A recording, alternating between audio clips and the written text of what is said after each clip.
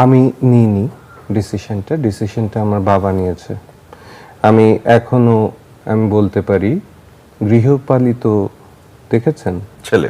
আমি ওরকমই আমার বাবার কাছে এরকমই থাকতে চাই সারা জীবন আমার বাবা যতদিন আছে। বাহ। অনেকে বলে না আমার কমেন্টে দেখবেন এখনই আপনার কমেন্টে থাকবে আব্বা আব্বা থাকবে। আমার আব্বা আছে যাকে আমি ভালোবেসে অনেক জড়িয়ে ধরে আব্বা বলতে পারি।